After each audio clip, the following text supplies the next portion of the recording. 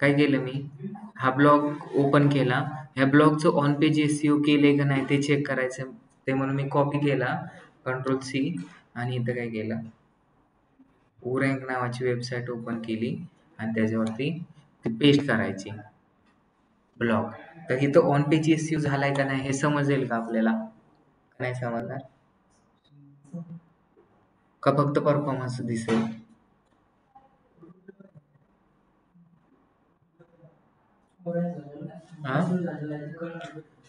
On page SEO झालेलं आहे का तेवढंच समजतं. कशामध्ये? ओरँक मध्ये. मग ऑन पेज कंटेंट किती आहे? More than Cinecraft Academy of Film and Television हे त्याचं काय आहे, हेडलाईन. 30 to 50 कॅरेक्टर आहे का?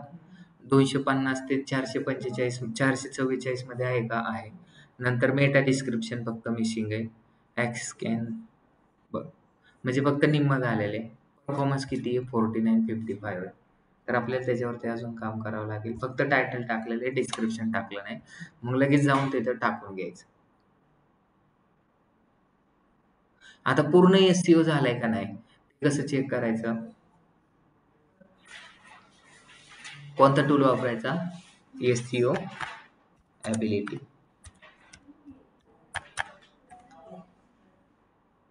कुठे? SEO audit tool.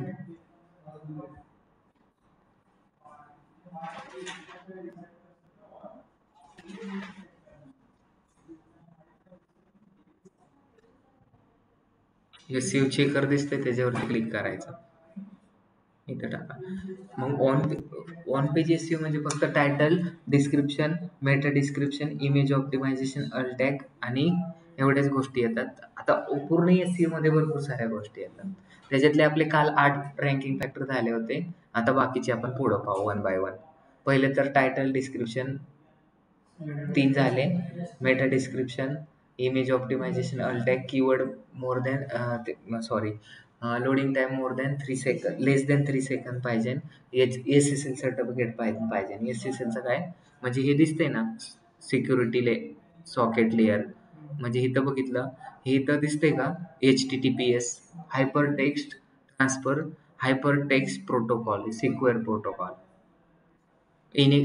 Connection is secure आहे.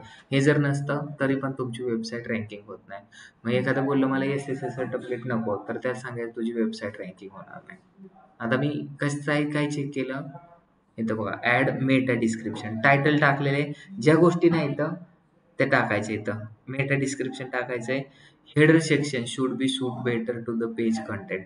पेज कंटेंट काय आहे आणि हे काय, H1 टॅग व्यवस्थित टाकला नाही. H1 टॅग टाकलाय का तिथं? बघा तुम्ही टाकलाय का कुठे? टाकलाय. हे ways to make the most your new camera.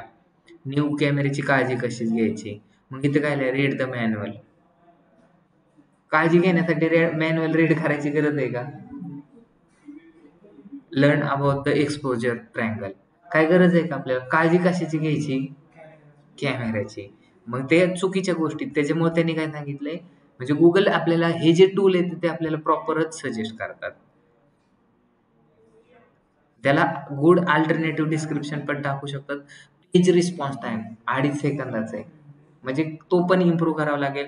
Title जे टाकलेले ते पण Cinecraft Academy of Film and Television व्यवस्थित आहे. डुप्लिकेट नाहीये, मेटा डिस्क्रिप्शन नाहीये, स्क्रॉलेबिलिटी म्हणजे ह्या गुगलनी ह्या वेबसाईटवरती आलंय आणि गुगलनी स्क्रॉल पण केलं. म्हणजे हा गुगलवरती दिसत असेल कुठेतरी. लँग्वेजमध्ये काय प्रॉब्लेम नाहीये.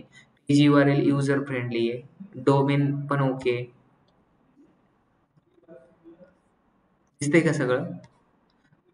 पेज कंटेंट किती आहे? 661 आहे. किती आपल्याला अजून थोडासा ऍड करावा लागेल तर ती वेबसाईट रँकिंग का रँकिंग होत नाही. आणि नंतर मी एक अजून सांगितलं की तुमचं कीवर्ड डेन्सिटी किती पाहिजे? 3 to 4 सेकंद पाहिजे.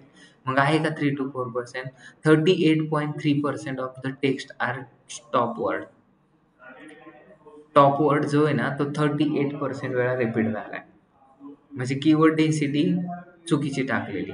बाकीचे सगळे page replace, text okay, there are no duplicate आहे, page does not use the format. Bold and strong टाकलेले. इमेज ऑप्टिमायझेशन झाले का?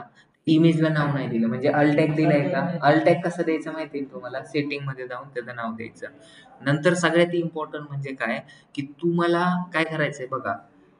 जर सपोज आता एखादा मुलगा मुलगी पाहायला गेला, हो तू जर आता कोण आहे, बोरुडे, त्याला म्हटलं की एक एक मुलगी आहे ती पाहायला गेला तो, तर तू पहिल्यांदा मुलगी पाहण्याच्या आधी कुठं पाहत होतो? तिचं इंस्टाग्रामवर तिचं नाव सर्च करतील तो, आणि नाव सर्च केलं तिचं इंस्टाग्राम पाहशील, कशी दिसते काय दिसते, कोणते फोटो टाकलेत, बरोबर आहे. तसं गुगलचं स्क्रॉलर जर आपल्या वेबसाईटवरती आला एनएमडीच्या, तर एनएमडीच्या वेबसाईटवरती आल्यानंतर तो काय करतो, खरंच एनएमडीची वेबसाईट तर कुणी पण बनवेल. मग त्याचं Instagram, Facebook, Twitter, LinkedIn, Snapchat, युट्यूबचा अकाउंट आहे का? वेबसाईट तर कोणी पण डुप्लिकेट बनवू शकतो, पण लिंक्डइन, फेसबुक पण आहे का? मग असलं तर अजून ट्रस्ट बिल्ड होतो. त्याच्यामुळे काय होतंय ना, जर तुम्हाला तुमची वेबसाईट, मी काय शिकवतोय, तुमची वेबसाईट कशी रँकिंग करायची. मग तुम्ही बघा, एनएमडी प्रायव्हेट लिमिटेड नावाची जी ही वेबसाईट आहे, तर ह्याच्यामध्ये कधी पण कोणत्या पण वेबसाईटमध्ये काय असतं, आयकॉन, सोशल मीडिया आयकॉन का कनेक्ट केले? गुगलचा स्क्रॉलर स्क्रॉल करतो आणि इथं फेसबुकवरती जाऊन पाहिल की खरंच फेसबुकवरती आहे का त्यांचं अकाउंट. मग तिथं पण सेमच कंटेंट, सेमच इमेजेस यूज केले ते वेबसाईटमध्ये वापरले. अजून जास्त ट्रस्ट, त्यांचं इंस्टाग्राम पण आहे, फेसबुक आहे, युट्यूब आहे, ट्विटर आहे, लिंक्डइन आहे, म्हणजे ट्रस्ट काय होतंय, अजून बिल्ड होतोय. तर जेवढा जास्त ट्रस्ट बिल्ड होईल तेवढे जास्तीत जास्त वेबसाईट रँकिंग होते. ठीक आहे, झालं का? इथे एस एस एल सर्टिफिकेट आहे का? एस एस एल चा फुल फॉर्म काय होतो सांगा?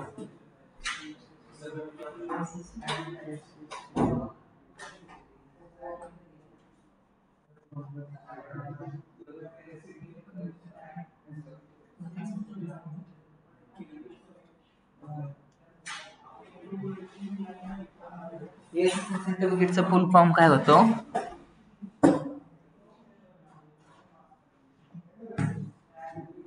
सिक्युरिटी सॉकेट लिंक होतो, तर ते पण असणं गरजेचं आहे. आणि दुसरं म्हणजे काय, मी खूप चांगला दिसतो, पण मी जर कपडेच नाही घातले तर चांगलं दिसेल का?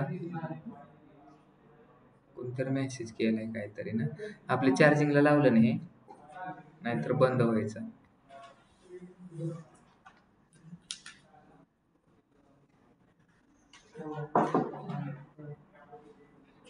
काय म्हणलं, मी खूप चांगला दिसतो किंवा बोरुडे खूप चांगला दिसतो, पण त्याने काय नाही केलं, कपडेच नाही घातले, ड्रेसच नाही घातलं, तर मग काय होईल?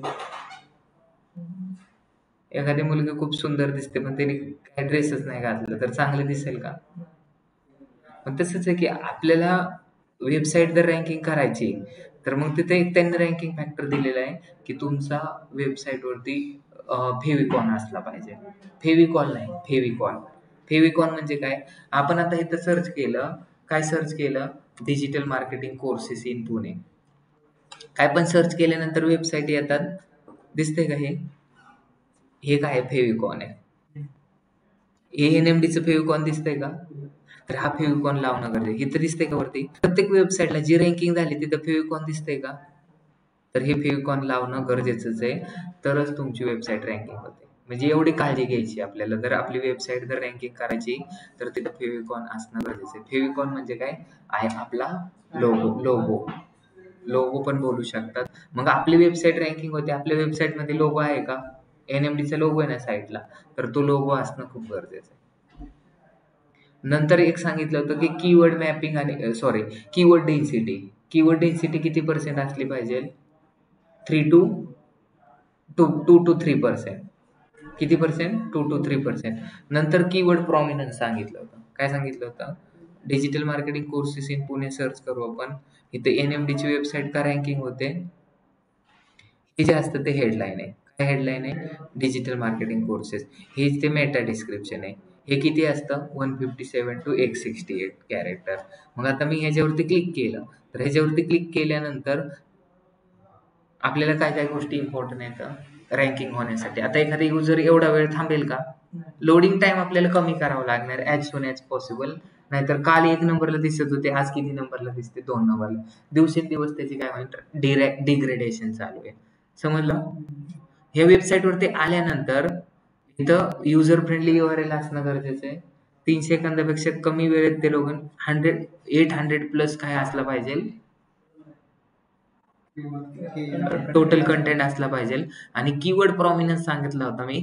हे जो इम्पॉर्टंट कीवर्ड आहे, म्हणजे इथून जी सुरुवात होतं ना, पहिल्या 30 मध्ये जो कीवर्ड रँकिंग करायचा आहे तो असला पाहिजे, त्याला कीवर्ड प्रॉमिनन्स बोलतात. गुगलचे स्क्रॉल करतो ना, तर इथं बघेल की ह्याच्यासाठी मला फोकस करायचा आहे, हा सगळा कंटेंट डिजिटल मार्केटिंगचाच असला पाहिजे. नंतर अजून एक रँकिंग फॅक्टर पाहिला होता की H1 टॅग एकदाच असला पाहिजे पूर्ण वेबसाईटमध्ये.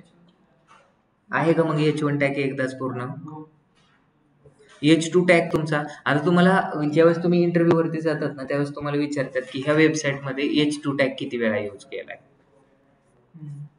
ह्या वेबसाईटमध्ये H1 टॅग किती वेळा यूज केलाय, ह्या वेबसाईटमध्ये H3 टॅग, मला H1 to H6 मध्ये सगळ्यात किती किती टाकले ते मला फाइंड आउट करून दे.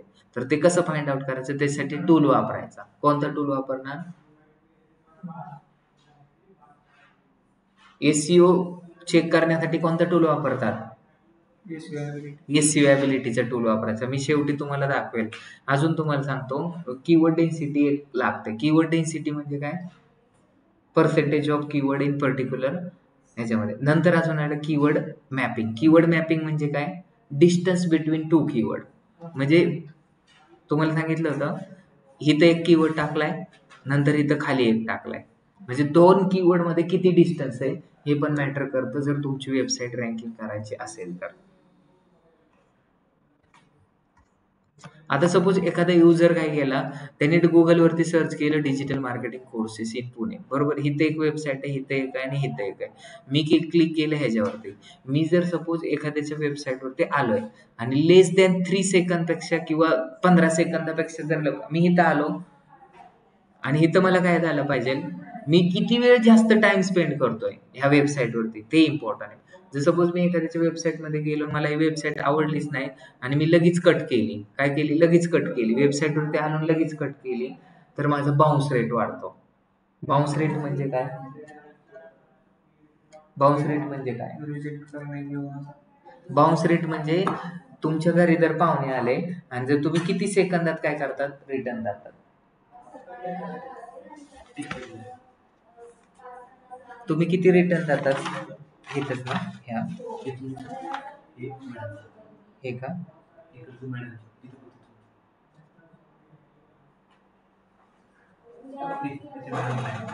मग ते करू का? मग ते मला साईन बघावं लागेल कशी टाकलं. मग तुम्ही थांबताय का तोपर्यंत? नाही माझं होतंय 5 मिनिटात लगेच. इथं बघा, काय सांगत होतो, बाउन्स रेट म्हणजे मी गुगलवरती काय गोष्ट सर्च केली, काय सर्च केली, डेटा सायन्स कोर्सेस. काय सर्च केले? Data analytics courses in Pune. मग इथं मला काय करतो, मी सर्च करतोय आणि सर्च केल्यानंतर मला खूप साऱ्या वेबसाईट दिसतात. दिसतंय का? आता ह्या वेबसाईटवरती मी क्लिक केलं आणि क्लिक केल्यानंतर मी इथं किती टाइम स्पेंड करतोय हे मॅटर करतं मला गुगलला. गुगल ह्याचा बाउन्स रेट, मी इथं आलो लगेच कट केलं, माझा बाउन्स रेट वाढणार. पण मी इथं आलो आणि सर्च केलं data analytics courses in Pune आणि इथं मी टाइम किती, खूप वेळ टाइम स्पेंड, म्हणजे सपोज एक दुसरी XYZ नावाची 7 मेंटर नावाची वेबसाईट आहे आणि एक NMD ची. 7 मेंटर वरती 5,000 लोक येतात आणि NMD वरती फक्त 3,000च लोक येतात. वेबसाईट रँकिंग कोणाची होईल?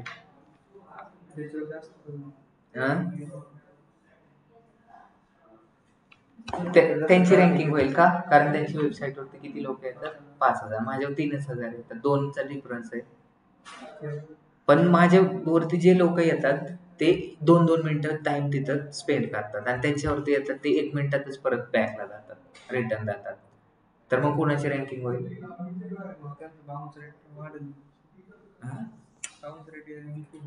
काय झालं? त्यांचं मी काय ते सांगितलं की टाइम किती स्पेंड करतात त्या वेबसाईटवरती ते पण मॅटर करतं तुमची वेबसाईट रँकिंग करायला. मग इथे एखादा युजर आला ना, तो बाहेरच गेला नाही पाहिजे, त्याला इथंच मन गुंतून राहिलं पाहिजे. मग इथं मन गुंतून राहण्यासाठी मग आपण इथं गौतमी पाटीलचा शो लावायचा का? मग कुणाचं लावायचं? सनी देओलचा लावायचा का? सनी देओलीचा लावायचा का? मग काय लावायचं सांगा. तुम्ही जर माझ्या वेबसाईटवरती आलात आणि तुम्हाला इथं मला काय करायचंय, जास्तीत जास्त टाइम स्पेंड करायला लावायचा आहे, तर मग तुम्हाला काय दिलं पाहिजे दाखवायला? का जे एक वेब मग वाचायला तर कोणाला आवडत नाही. मग इमेज कंटेंट कंटेंट पण चांगला पाहिजे. मी इथं आलो, एवढं स्क्रॉल केलं आणि लगेच रिटर्न केलं. पण मला काय म्हणायचंय, इथं जर व्हिडिओ टाकले असते, आपण काय केले असते, व्हिडिओ जर टाकले असते आणि ह्या व्हिडिओवरती जर लोकांनी क्लिक केलं असतं, जसं आपण काय केले, digital marketing courses in Pune झालंय. इथं जर माणूस आला तर तो काय करतो, वेबसाईटवरती जातो, इथं क्लिक करतो. क्लिक केल्यानंतर ओपन व्हायला थोडासा टाइम लागतो, 10 सेकंद. तो लोडिंग टाइम कमी केला तर अजून तुमची वेबसाईटवरती जास्त ट्रॅफिक येईल. मग इथं काय करतं, हे लोडिंग होऊस तर थोडासा टाइम लागतोय. हे फोटो बघतोय, अरे याला इथं ऑप्टिमसमध्ये जॉब लागला, हिला इथं लागला तनिष्कामध्ये, या वैभव आहे त्याला बिहू भांडारीमध्ये लागला. हे असं सगळं चेक करतंय आणि नंतर काय करतंय, हे व्हिडिओवरती क्लिक करतंय. You know how hectic festive seasons can turn out to be, but I still व्हिडिओवरती क्लिक केल्यानंतर तो काय 2-3 सेकंद तर त्याचे वाया जातात. Hi friends, I'm आणि Kishore जर चुकून Kinsara. एखाद्याने काय केलं, YouTube वरती गेलं, काय करतंय, चुकून YouTube वरती गेलं, मग YouTube वरती काय करतंय, दिसतंय ह्याला Kishore Kinsara from सगळ्या गोष्टी दिसल्या. Pune, and Net. I have a business of international courier business and import-export consultancy. काय एवढं स्लो I'm learning digital इथं marketing त्याचे at फॉलोअर किती L&T इथं, Private मग त्याला Limited. एक व्हिडिओ It गेला is की one of दुसरा पण काय होतं, सजेस्ट होतो. मग काय झालं, प्लेलिस्ट वरती गेलो, भरपूर साऱ्या प्लेलिस्ट आल्या. मग एक एक एक एक एक व्हिडिओ तिकडे बघत बसतात. पण आता गुगलच्या स्क्रॉलरला काय वाटतंय, माणूस कुठे, वेबसाईट वरती. पण आपण कुठं आलोत, युट्यूब वरतीच येतं आहेत का नाही. मग युट्यूब वरती एक व्हिडिओ झाला की दुसरा येतो, दुसरा झाला की तिसरा येतो, तिसरा झाला की चौथा येतो.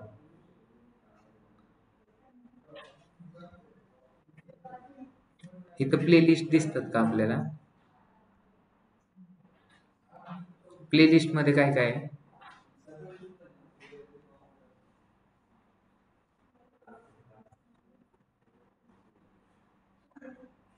सगळ्या दिसतात प्लेलिस्ट. किती व्हिडिओ येतात, किती व्हिडिओ टाकलेत हेच फक्त बघत राहतात लोक. मग त्यांना काय होतं, ही एक प्लेलिस्ट सापडते. हे काय करतात, video करत असतात. मग दुसऱ्या करतात.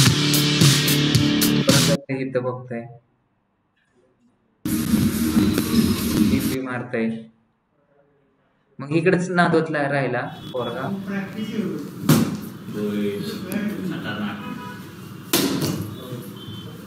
इथं किती वेळ टाइम स्पेस झाला, हा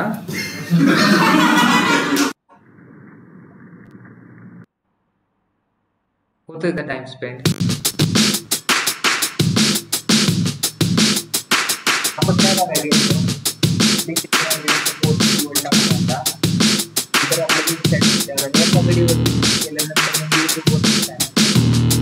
गुगलचं कन्फर्मेशन आपण आलेलो कुठं, हा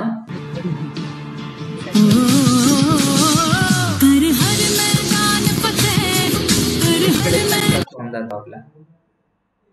आर्नल्ड इससे भी स्लो है यार.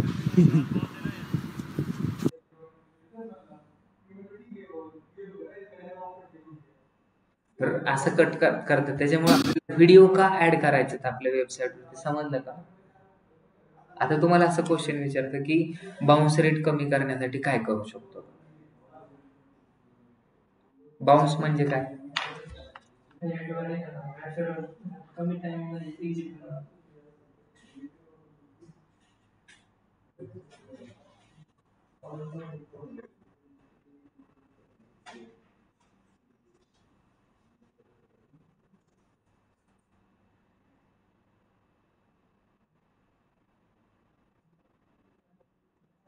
बाउन्स रेट, बॉल बाउन्स टाकला तर लगेच जातो टपका सोडून. म्हणजे बाउन्स रेट जर कमी असेल वेबसाईटचा तर ते चांगलं आहे. त्याच्यामुळे बाउन्स रेट वाढवून द्यायचं नाही 50 पेक्षा खाली. मग बाउन्स रेट चेक करण्यासाठी कोणता टूल वापरतात तर ते असं विचारलं जातं. तर बाउन्स रेट चेक करण्यासाठी कोणता टूल आपण वापरणार? Google search console.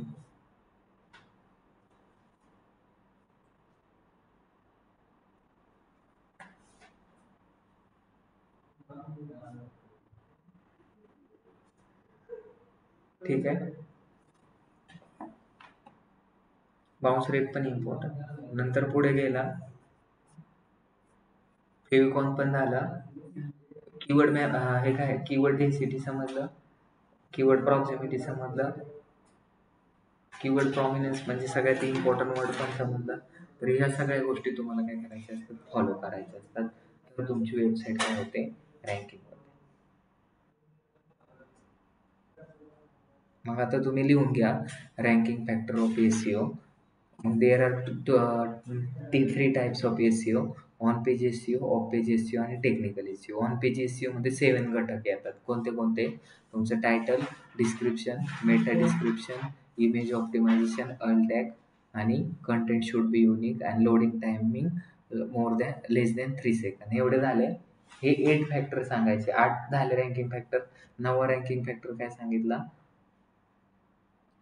User friendly URL, keyword density. 10वा. 11वा काय सांगणार?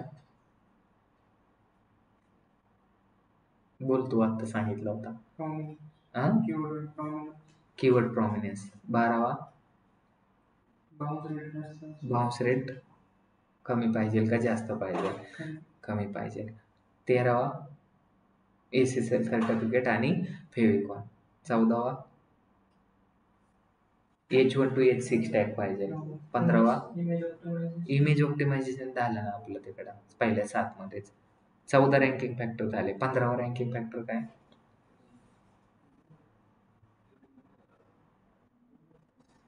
फेविकॉन पाहिजे आपल्या ह्याच्यामध्ये, प्लस इथं सोशल मीडिया आयकॉन पण पाहिजे. हा, HTTPS म्हणजे काय? Hyper text transfer protocol. हे तर बघा. SSL म्हणजे काय? सिक्युरिटी सॉकेट लेअर आहे. मग इथं जर आपली जी वेबसाईट आहे, मी तुम्हाला परत एकदा ओपन करून दाखवतो वेबसाईट. इथे HTTPS येते, hyper text transfer protocol secure असं दाखवतंय. सिक्युअर म्हणजे सिक्युअर आहे तुमची वेबसाईट. जर आपली वेबसाईट मध्ये जर आता सपोज माझी वेबसाईट आहे आणि एखादं माझ्या वेबसाईटवर त्याला पेमेंट करायला गेलं तर तिथं हॅक पण करू शकतात. पण त्यासाठी मोस्टली जे ई-कॉमर्सच्या वगैरे वेबसाईट असतात ना, त्याला SSL सर्टिफिकेट असणं कंपल्सरी असतं. नाहीतर काय फ्रॉड झाला ऑनलाईन तर मग ते गुगलवरतीच येतं.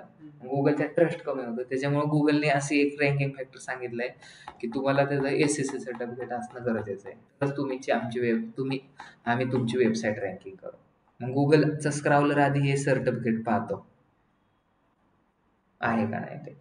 असेल तर तुमची वेबसाईट रँकिंग होईल आणि नसेल तरी तुमची वेबसाईट रँकिंग नाही होणार. म्हणजे एवढ्या छोट्या छोट्या गोष्टी तुम्हाला पाहाव्या लागतील.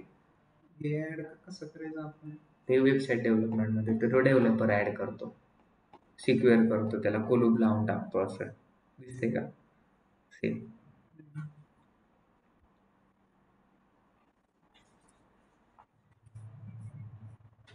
आणि इमेजला ऑप्टिमाइज कसं करायचं कालच्या लेक्चरमध्ये सांगितलंय. कोणता टूल वापरतो आपण?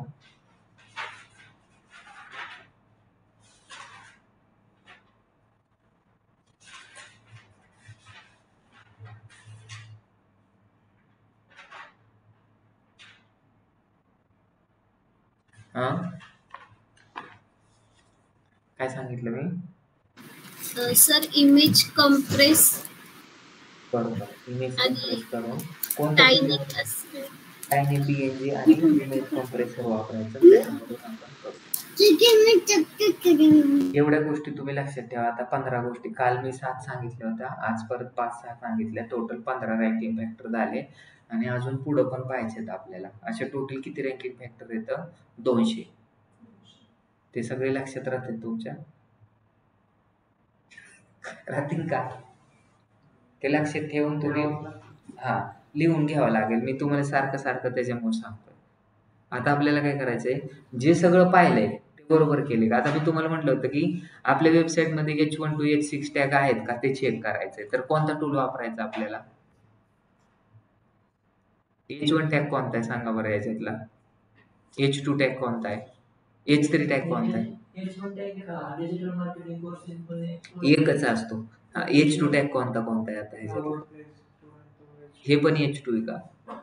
मग ते चेक कसं करायचं, तर त्यासाठी टूल वापरायचा कोणता, आता ओपन केलेला SEO ability.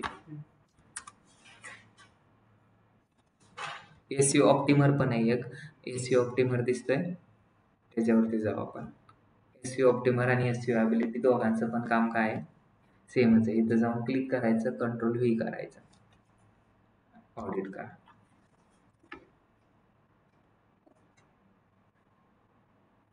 झालं.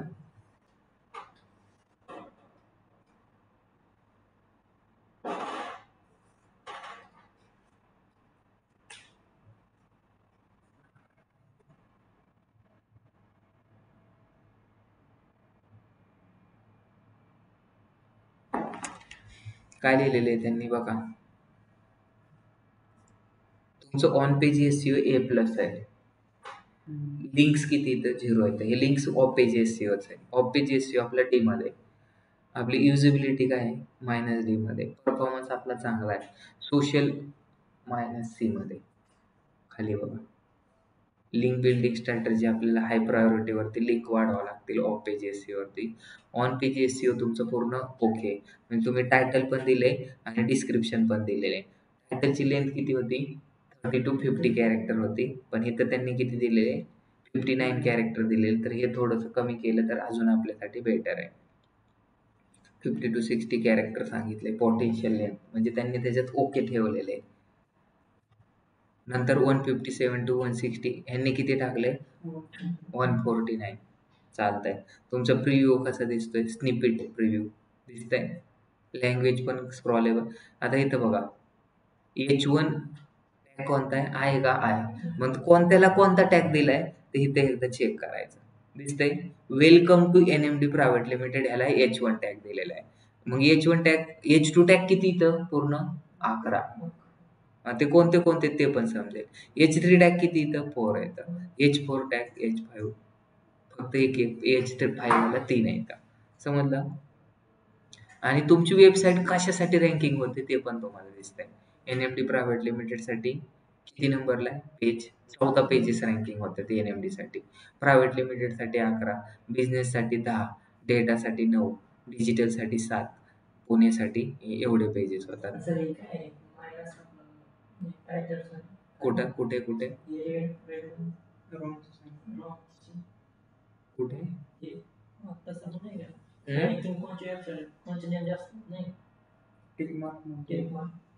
हा टिक मार्क म्हणजे ते आपले रँकिंग फॅक्टर त्यांनी ओके आहेत का नाही ते त्यासाठी दिलेले रँकिंग फॅक्टर.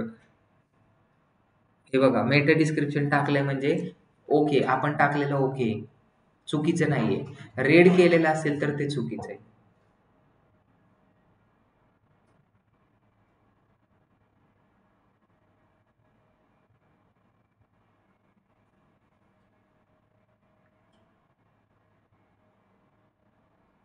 दिसतंय. H1 टॅग कोणता, H2 टॅग ते पण दिसलं. कोणत्यासाठी कोणतं राहतं, फ्रेजेस, कोणत्या फ्रेजेसला आपलं मेटा डिस्क्रिप्शन कशामुळे रँकिंग होतंय, हेडलाईनमुळे रँकिंग होतंय का टायटलमुळे रँकिंग होतंय. ॲप डेव्हलपमेंट कशामुळे रँकिंग होतंय, मेटा डिस्क्रिप्शनमुळे रँकिंग होतंय. डेटा सायन्स कशामुळे रँकिंग होतंय, हेडिंग टॅगमुळे होतंय.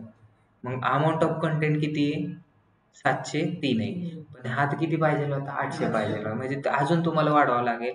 नंतर इमेज अल्ट्रिब्यूट दिले का, अल्टॅग दिलाय का नाही दिला, होम पेज वरती दिला नाही तर तो देणं गरजेचं आहे. 56 इमेजेस आहेत, त्यांना अल्टॅगच दिला नाही. समजलं का. गुगलचे स्क्राउल SSL टाकले का, येस टाकलेलं आहे. आपण जेवढे रँकिंग फॅक्टर पाहिलेले तेवढे आपण केलेले आहेत का, येस. NMD प्रायव्हेट लिमिटेड साठी कोणत्या पोझिशनला दिसते वेबसाईट, 1 नंबरला दिसते.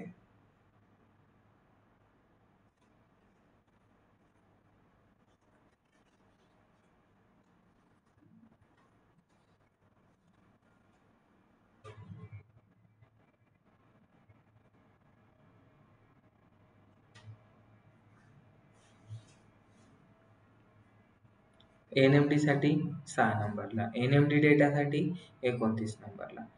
टोटल मंथली ट्रॅफिक आपल्या वेबसाईटवरती किती ट्रॅफिक येते? 567. कोणी क्वेश्चन विचारला किती वेबसाईट ट्रॅफिक आहे तर इथून तुम्ही सांगू शकता. नंतर डोमेन स्ट्रेंथ किती आहे हे उद्याच्या लेक्चरमध्ये पाहायचं आहे. डोमेन स्ट्रेंथ टोटल बॅकलिंक किती इथं. आता हे ऑफ पेज एसईओचं काम आहे. तर आपलं आता ऑन पेज एसईओ झालंय, आता ऑफ पेज एसईओ पाहायचं आहे आपल्याला उद्याच्या लेक्चरमध्ये. तर आजचा लेक्चर आपण थांबवू. तुम्ही हे जे रिव्हिजन करा. ठीक आहे. थँक्यू.